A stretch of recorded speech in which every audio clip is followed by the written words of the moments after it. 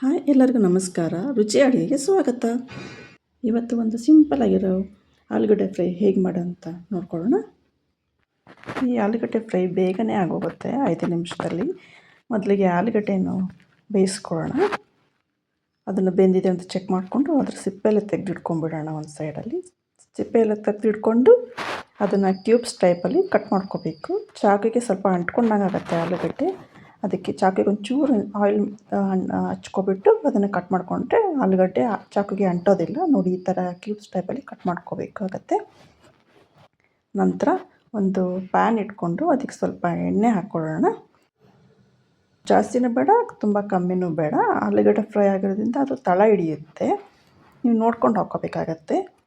Oil ಕಮ್ಮಿ ತಿಂದರೆ ಕಮ್ಮಿ ಹಾಕ್ಕೋಬೋದು. ನಂತರ ಆಲೂಗಡ್ಡೆನ ಎಣ್ಣೆಗೆ ಹಾಕ್ಕೊಂಡು ಚೆನ್ನಾಗಿ ಬಾಡಿಸ್ಕೋಬೇಕು. ನೆನಪಿರಲಿ, ಅದನ್ನು ತಕ್ಷಣ ಸೌಟಾಕಿ ಬಾಡಿಸ್ಕೋಬೇಡಿ. ಆಲೂಗಡ್ಡೆ ಹೊಡೆದ್ಬಿಡುತ್ತೆ. ಬಾಣಲೆಲ್ಲ ಈ ಥರ ಇದು ಮಾಡ್ಕೋಬೇಕಾಗತ್ತೆ. ನಿಧಾನಕ್ಕೆ ಆಲೂಗಡ್ಡೆ ಬ್ರೇಕ್ ಹಾಕೋ ಚಾನ್ಸಸ್ ಇರುತ್ತೆ. 5 ನಿಮಿಷ ಆದಮೇಲೆ ಸೌಟಾಕಿ ಬಾಡಿಸ್ಕೋಬೋದು.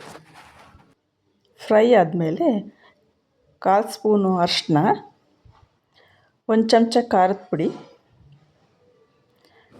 1 ಸ್ಪೂನು, ಬೇಕಾದ್ರೆ ಖಾರ ಜಾಸ್ತಿ ಹಾಕ್ಕೋಬೋದು. ಗರಂ ಮಸಾಲ ಪೌಡ್ರು 1/2 ಸ್ಪೂನು, ಧನಿಯಾ ಪುಡಿ 1/2 ಸ್ಪೂನು,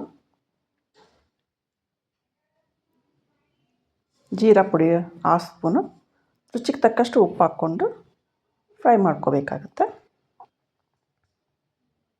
ಚೆನ್ನಾಗಿ ಫ್ರೈ ಮಾಡ್ಕೊಳ್ಳಿ. ಅದು ಬಿಡೋ ತನಕ ಎಣ್ಣೆ ಬಿಡ್ತಾ ಹೋಗುತ್ತೆ. ಅದು ಹುಷಾರಾಗಿ ಮಾಡ್ಕೋಬೇಕು, ಇಲ್ಲಾಂದರೆ ಆಲೂಗಡ್ಡೆ ಬ್ರೇಕ್ ಆಗುತ್ತೆ.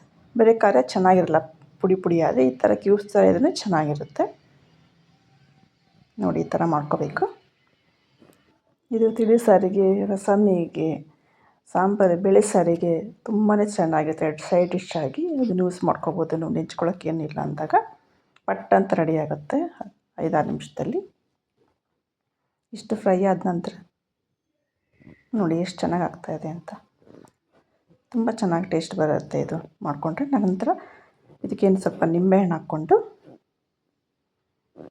ನೀವು ಹುಳಿ ಇಷ್ಟಪಡದೇ ಇರೋರು ಸ್ಕಿಪ್ ಮಾಡ್ಕೋಬೋದು. ಬೇಕಾದರೂ ನಿಂಬೆಹಣ್ಣು ಹಾಕ್ಕೊಂಡು ಯೂಸ್ ಮಾಡ್ಕೋಬೋದು. ತುಂಬಾ ಚೆನ್ನಾಗಿರುತ್ತೆ. ಸ್ವಲ್ಪ ಕೊತ್ತಂಬರಿ ಸೊಪ್ಪು ಲಾಸ್ಟಲ್ಲಿ ಹಾಕ್ಕೋಬೇಕಾಗತ್ತೆ. ಹಾಕ್ಕೊಂಡು ಮತ್ತೆ ಫ್ರೈ ಮಾಡ್ಕೋಬೇಕು. ಈ ಥರ ಕೊತ್ತಂಬರಿ ಸೊಪ್ಪು ಹಾಕೊಂಡ್ರೆ ಈ ಥರ ಚೆನ್ನಾಗಿ ಮತ್ತೆ ಫ್ರೈ ಮಾಡ್ಕೊಳ್ಳಿ. 1 ನಿಮಿಷ, ಜಾಸ್ತಿ ಹೊತ್ತೇನು ಬೇಡ. ಆಲ್ರೆಡಿ ಆಗೋಗಿದೆ ಇದು.